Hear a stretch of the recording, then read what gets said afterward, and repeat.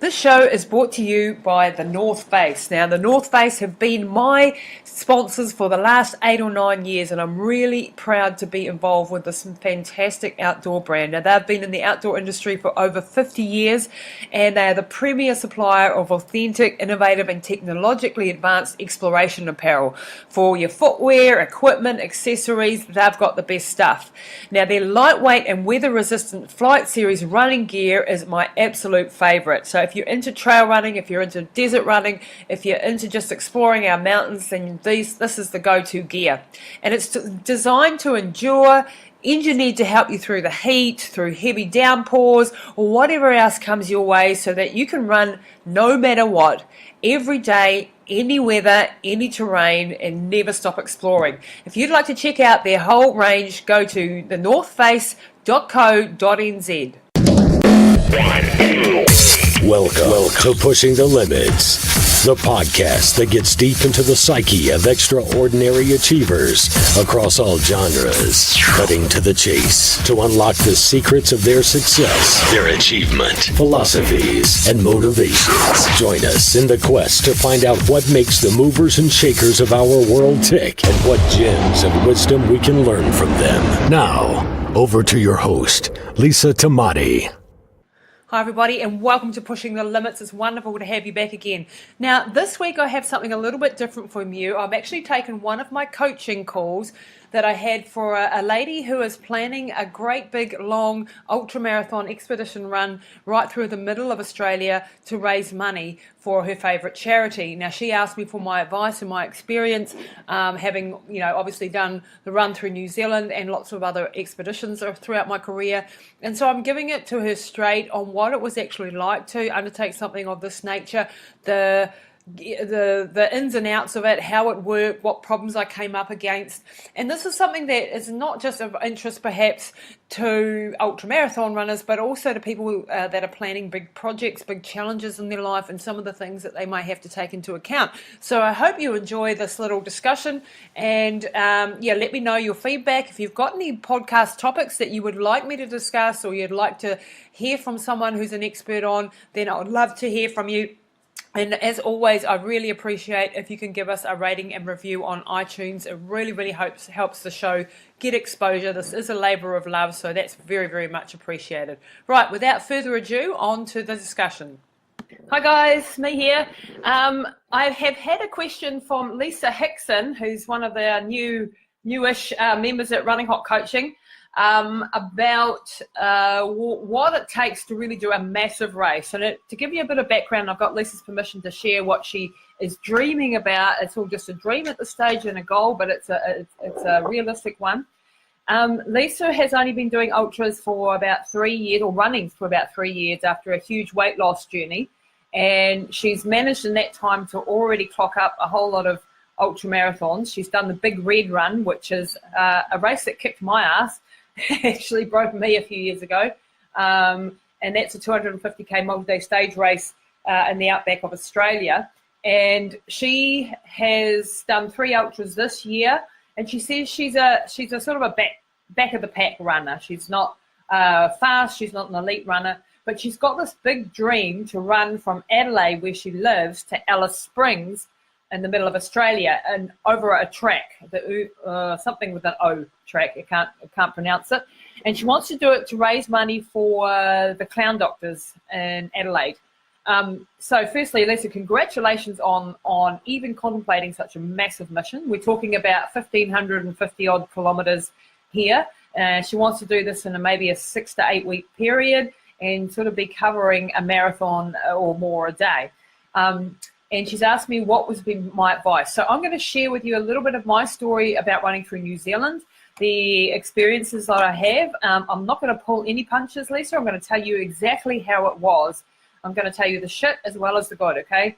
I'm going to tell you how I felt afterwards, because I want you to have a real picture. And for anyone else who's considering doing something massive in their life, I want you to understand what it really takes to do it, because often we get all excited and it sounds great, but we do need to understand some of the bad sides of it, as well as the good sides and the amazing experiences that we had.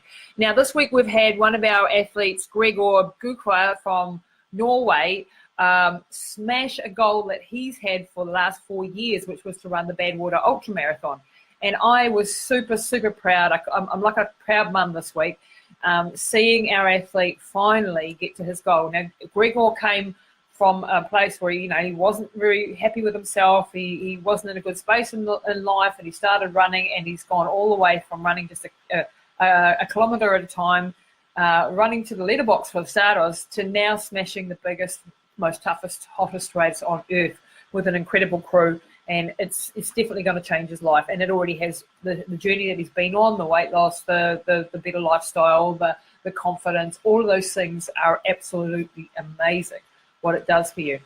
But to go back to, so big congratulations to Gregor, to Megan, to the crew over there. Fantastic job. I'm so sad that I wasn't able to be there, but I couldn't, in the end, I couldn't leave mum. I was planning to go there, but I was dreaming to think that I could leave my mum for 2 weeks. Not yet. I'm hoping I'll get there one day, but she's just not strong enough yet.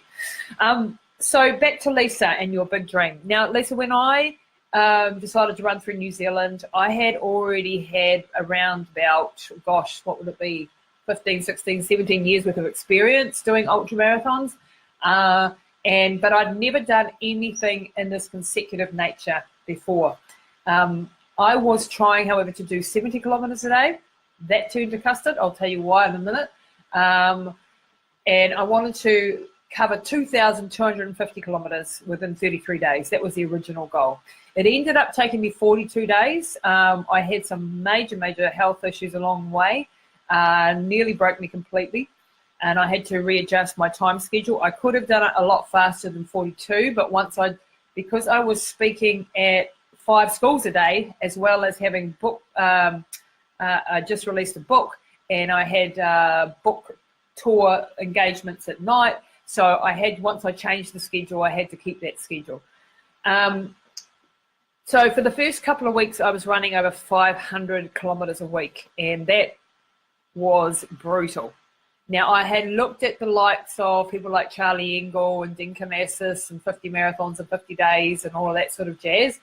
And many of them who'd done Race Across America, who'd done Trans Europa, had managed to do 70 Ks a day, and so that was my goal. But I got ripped hamstrings, and one of the things that I came across was the camber in the road really stuffed me up, which I wasn't expecting. When you're on a slight camber the whole time, I ended up with these hamstring problems, shin splints, a whole lot of things that I wasn't getting when I was just doing my normal sort of distances every day. But Lisa, let's go back to perhaps the basics. Now, 42 kilometres a day is absolutely doable. If you'd said to me, I want to do it in 4 weeks and I want to do, 70 kilometres a day, then I would be having some serious worries. 42 kilometres a day is massive, but it's not impossible. It's also about, it's all right, come in. I'm just doing a Facebook Live, don't worry about it. Husband's just walked in, looking grumpy because I'm on the computer again, sorry guys. So 42 a day, Lisa, I think is a realistic prediction that you can cope with 1,500 kilometres. It's going to be tough. There's no, you will need a really good support crew, and your support crew really needs to be people that you can trust with your life. They've got to be people who understand what it takes. Hey, Lisa, nice that you're actually going on live. That's cool. So, Lisa, you've just joined us. So, basically your crew have to be top-notch. You have to have a really good core crew. You don't need a big crew. You do need a good crew. With Gregor, for example, in Death Valley, when I couldn't go, I sent over Megan Stewart, who was my paramedic over in Death Valley, who organised my whole entire run through New Zealand, and who was just magic. A crazy amount of logistics that goes in behind something like this, especially if you want to do it properly. So I would suggest a crew of at least 3 people, but no more than 5. If you get too big a crew, the crew can make or break you. Sorry, I've got a cat here who's annoying me. Your crew can make or break you. They can absolutely destroy your race, or they can make it a success like it did with Gregor. In the beginning of my run, I had 7 crew members. I had 3 vehicles. I had massive media. I had schools that I had to visit every day, and all of this sort of stuff was just way too much, way too much. If I was going to do it again, and I wouldn't do it again, to be honest, and for a number of reasons that I'll go into in a minute, I would not have such a big crew, even though what I was doing required that I have a fairly decent crew because I needed to be kept safe. We were on main roads all the time. We were raising money and all this sort of stuff. I had major problems with personalities in my crew, and this is a very common problem that you can get squabbling amongst the crew, and they can actually make it hell for the runner. If you've got people that are unhappy and bickering and arguing, and the logistics aren't getting done and problems aren't being dealt with as you go along, then that all lands on the runner as well, and the runner needs to just run. Your crew needs to be doing all of the tough stuff for you. They need to be doing everything. They need to be treating you like an invalid. So you need to be given your food, you need to be dressed, you need to be pampered, you need moral support. Like, my nickname during the run through New Zealand was Cleopatra, and that's because I was good at giving performances and moaning and groaning, and my crew had to take that, okay? And that's the job of a good crew, is to not take that personally. So if understanding if you take your partner, that you better get on really well with them. They better be able to cope with you when you're at your lowest point, because you're going to be absolutely exhausted. At one point in my run through New Zealand, this was only on day 3 or 4, and my crew got me lost, or we all got lost, and I threw my toys out of the cot, for example, and I'm not proud of that fact, but I, screamed and yelled and made a big performance because I had to run an extra 5K. Now that might sound pathetic, but when you've been running for 70 odd kilometres, another 5K can break you when you haven't had that on the list, and you know that tomorrow you've got to get up and do another 70. So it's little things like that. It's being able to understand that you're going to go through a gambit of emotions that will send you from the highest highs to the lowest lows. Your body is very liable in the first 2 weeks to fall to absolute pieces. If you can make it through those first 2 weeks, you'll be fine. Those first 2 weeks, and this is not just me speaking, this is other people who have done these sort of huge distance events.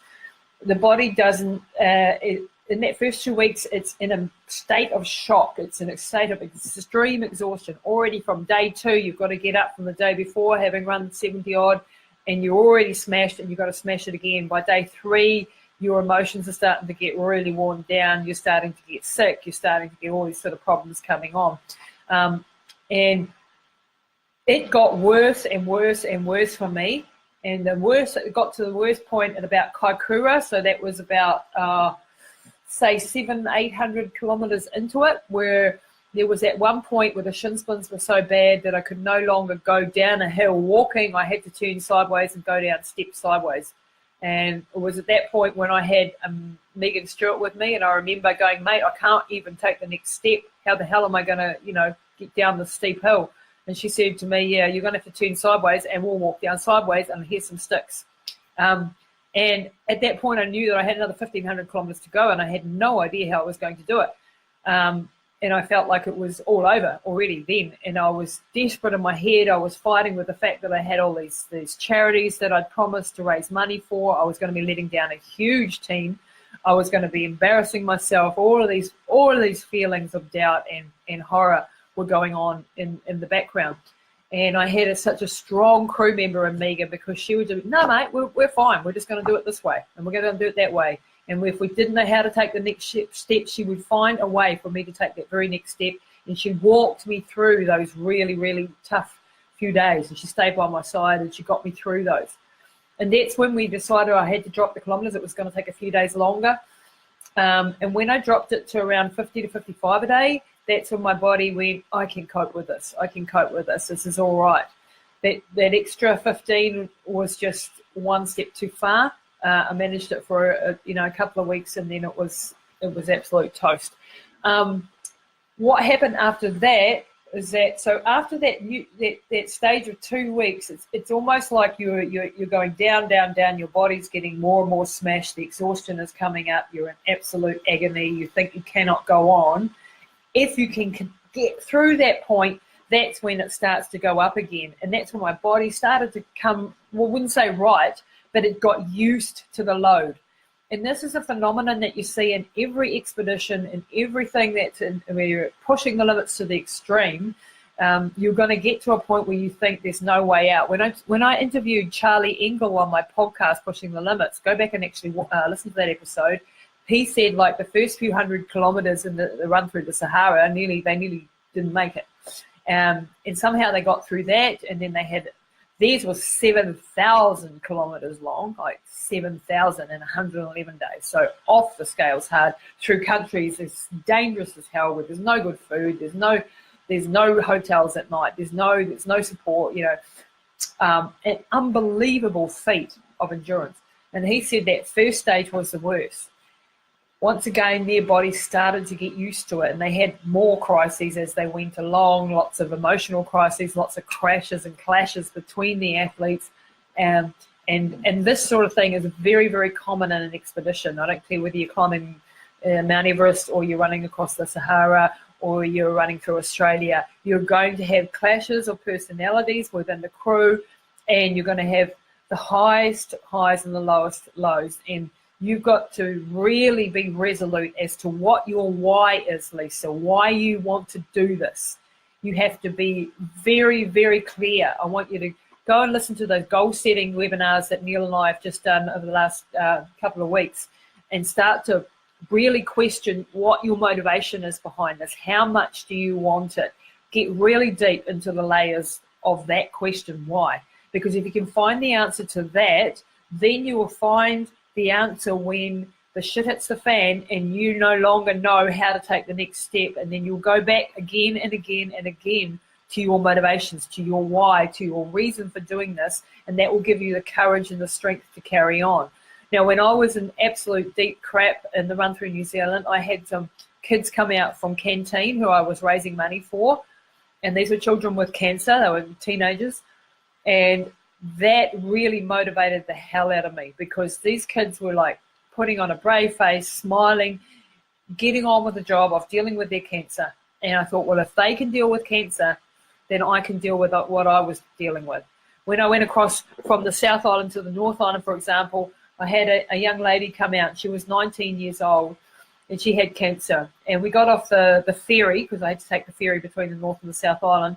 And I said, oh, what are you going to do this afternoon, love? I've got to go and run another 30-odd kilometres. Oh, I don't know how I'm going to do that. Oh, woe is me. And she said, well, I'm going off to have chemotherapy. Well, that pretty much shut me up right then and there, because I was worried about running another 30 kilometres in a state of exhaustion. But this 19-year-old was facing death, was facing chemotherapy, and she actually lost her battle a few months later. And she was doing it with a smile on her face, So it put everything into relation for me, and it brought me back to the reason why I was doing this. And then later on, I had another friend's, Alex McKenzie, his nephew had cancer, and he came out and he was a 13-year-old boy. And another night, I was in the hotel room at the end of a long day, and I was bawling my eyes out, and I didn't think I could make it. I didn't think I was going to be able to get up the next morning. And he came into my room and he held my hand as a 13-year-old boy.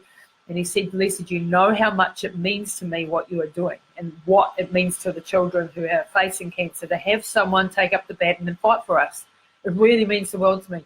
And that sort of shut me up again and made me realize that no matter what I was going through, someone else was going through something tougher. And it really gave me enough energy to be able to overcome the massive pain that I was experiencing, the massive exhaustion that I was experiencing, and to carry on. And the funny thing was, the further I got into this run, the stronger I started to become. By the time I finished that run, I was flying. I was actually doing much, much better than I was, just a quarter of the way in. So even when you think it's all over, it's not necessarily all over. And when I actually reached the finish line, I could have turned around and carried on for I don't know how many more 100 kilometres before it would have really collapsed on me.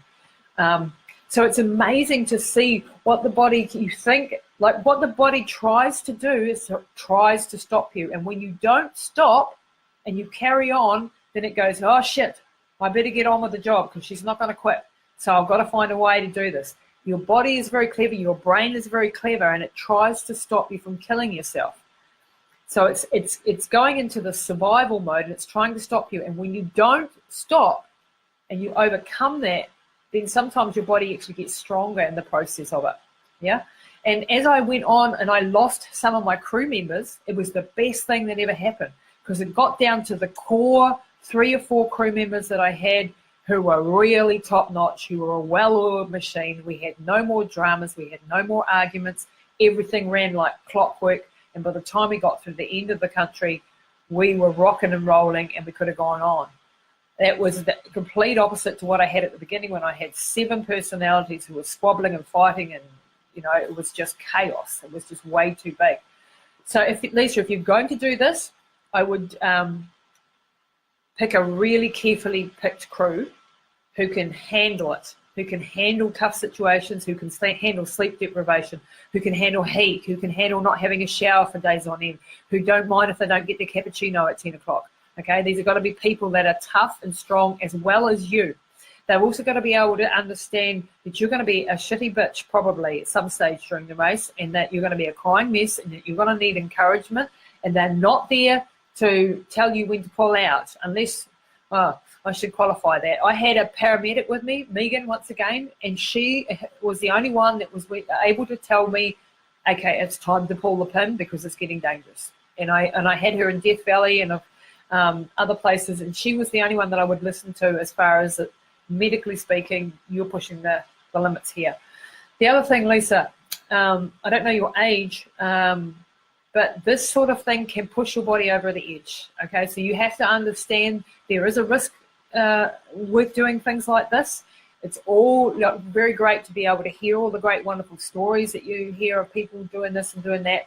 I have permanent kidney damage. I have tumors in my uterus. I have problems with my electrolyte balance. These are things that I'm paying the price for doing what I've done to my body. I want you guys to understand that sometimes there is a price to pay for doing this extreme ultramarathons and extreme sport.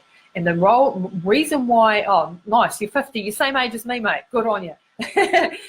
Well, when we're in the menopause, if you're heading into menopause shortly, then you're going to be going through some hormonal changes anyway. So what I would suggest is that you get your health really checked out. We've got maybe do our epigenetics program, maybe get your blood test done with us, your cortisol. Just make sure that everything's humming along, because this can push you over the edge, and you can end up with recycled hormones, tumors growing, kidneys not functioning, things like that. Okay, so just being aware of the dangers and then deciding to take a calculated risk, using my experiences to make sure that hopefully you guys avoid some of the dramas that I've gone through. So Lisa, I really would like to talk to you about doing epigenetics. Gus has done it already. I see Gus on there. Gus, you can tell Lisa later what it's like to do the epigenetics profile, but it would give us a real good picture too of where your health is and where you're at for this. The amazing thing that came out of the run through New Zealand was, for me, apart from, I raised a whole lot of money, not as much as I was hoping, by the way, and we'll talk about that in a second. I had an incredible experience. I will never, ever forget the people that I worked with. I will never forget the experiences I had, the people that I met along the way. All of those things are a part of my life and my story now. And I'm very, very proud of what we together as a team managed to do, because this is never just the work of one person. You are always standing on the shoulders of your support crew. So if we talk about now the fundraising side of it, if you're serious about the fundraising side of it, just know this. There are influencers in the world and people with big followings that could go literally and, sip a cocktail and make more than you will make running thousands of kilometres. The world is an unjust place, and just because you're running thousands of kilometres and doing something epic does not mean that people will give you money for it.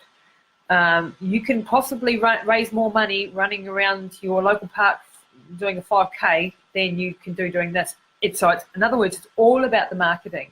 It's all about taking the time to prepare that marketing into doing it well.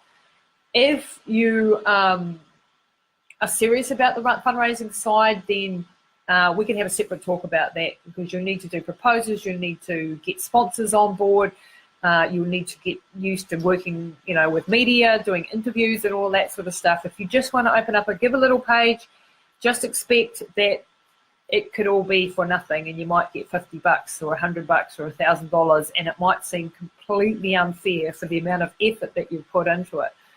That's not to put you off. I'm just giving you the absolute real facts. I wanted to raise over $500,000. That was my goal. I didn't get anywhere near that. I got, I think, $77,000 or something in the end. That was a bloody hard way to get $77,000 when I know that, an All Black can, I don't know, put a handbag up for sale and get that much. It's frustrating, but that's the facts. Just because you're doing something epic does not mean that epic funds will come from it. It does require a massive amount of understanding how media works, of working with the media, but this can also be a massive learning curve for you.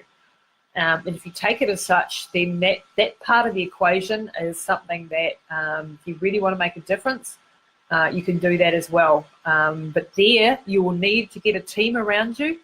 This is where I learned so many things for business. During that run through New Zealand, I learned how to do proposals. I learned how to talk to sponsors. I learned how to do media interviews. Well, not just from there. I did it before. Documentaries. I learned, managing teams. I learned just a whole lot of stuff. Social media, all of that sort of stuff. Speaking, coaching, everything I learned from doing all these massive expeditions and programs and stuff. So if you look at it as being a massive undertaking, something that you take your time to prepare for, 2020 you said, so that's a good amount of time to get ready for this. I tried to do it all within 6 months while writing a book, while running a business, while running Death Valley twice, while representing New Zealand, going to England, running in 24-hour races, and then I ran through New Zealand. That was too much. And to be honest, I've never been the same again. It cost me a lot in health. It cost me a lot of mental health. It cost me a lot in post-traumatic stress for the amount of pain that I went through in that 1 year, not just from that run, but also from all the other things. So just remember, you're not bulletproof, but you are amazing, and you can achieve amazing things. So it's understanding it, and that's why I'm giving it to you blank. I'm giving it to you bluntly, as it is, warts and all. Another part of the equation, and I did a run last year, or a year and a half ago now, for the Samuel Gibson Memorial Trust to a friend of ours who died, and we set up a trust to raise money for people with disabilities in his name, and we ran across the North Island with my husband and Neil. And to be honest, the traffic was horrific, and because of the traffic, I would never do this on main roads ever again. We had some very, very close calls, and we're lucky not to get killed. And when I ran through New Zealand, I actually got hit by a truck at one stage. Luckily, it was moving very slowly, and I got hit by a car as well. So just be aware of the dangers. If you're going to be on the outback on the trails, that's probably going to be much less of a problem. But you will have to do your planning, your logistics. So I suggest having a crew of 3 or 4 on the road with you. That maybe changes halfway through or something. But I would suggest having a crew of 8 to 10 people who help you with the fundraising, the logistics, the administration, the applications to sponsors for proposals, and getting sponsorship money. A really big team of people around you doing that. Okay. So thanks everyone for joining me today. Caroline, Daryl, thank you very much. Gus, Janine Ogden, Renee Ferguson, thanks very much, guys, for joining. This might not be relevant to what you guys are doing, but I just wanted to explain to you what it does take to undertake, an expedition of this size, the complexity of it. You've got the safety side, you've got the fundraising side, you've got the sponsorship part of it, and then you've got the training. So it's like training for the Olympics and building the stadium at the same time. It's a massive job, and it's all revolving around you. So if you break down in week 1, all of that team, all of that charities, all of those things, it's all hanging on your head. Yeah. And you have to be able to understand that pressure and cope with that pressure. However, the things that you are going to learn, the advantages that you're going to get out of it, are things like confidence, obviously, inner strength. You will understand exactly how far you can push your body and still come out the other end. You're going to make friends for life. You're going to learn marketing. You're going to learn how to, I don't know what you do for a job, but I'm just supposing you don't know any of this stuff. You're going to learn advertising. You're going to learn speaking. You're going to learn interviews on radios and magazines and TV and all of these great skill sets to have. So look at this as not just, I'm doing a charity run, 1,500 Ks across the, this is a project with different segments to this project, and I didn't give myself enough time to prepare the fundraising side of it, the marketing side of it. I wish I'd done that better, and I didn't have all the skill sets that I needed there. I had too big a crew. I also didn't understand what it would take to really run 500 kilometres a week. I'd never done that before. I'd run 250K races and things like that. But 500 Ks week after week after week, massive pain. So any more questions, please let me know. I would love it if you guys would actually do some videos on here too. Feel free to record a video and upload it. Tell us your stories, tell us your journeys, tell us your learnings. Share them with everyone else. Lisa, if you've got some more questions and you want to actually, I want to go forward with this project. Now I've looked at things, square in the face in the light of day. Then we would love to get in behind you from Running Hot Coaching. We would love to help you do that. And we love epic people doing epic things. We've got Carlos Pumaroa, one of our coaches, or our head coach, at the moment doing the Super 12 Challenge, doing 12 ultramarathons in 12 months. Over 100 kilometres, so that's 100 milers, the Alps to Ocean 330, a whole lot of stuff. And that's costing him a lot. It's hard. It's really, really hard, but he's getting there and he's doing it and he's killing it. So he's another person that we can turn to for advice and help as well. Anyway, thanks guys. I know I've rambled on enough, but hope this was helpful. See ya.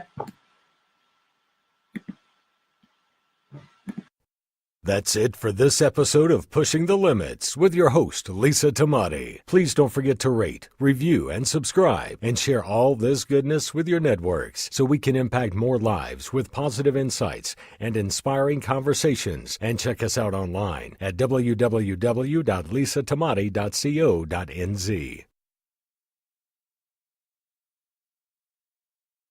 That's it for this episode of Pushing the Limits with your host, Lisa Tamati. Please don't forget to rate, review, and subscribe and share all this goodness with your networks so we can impact more lives with positive insights and inspiring conversations. And check us out online at www.lisatamati.co.nz.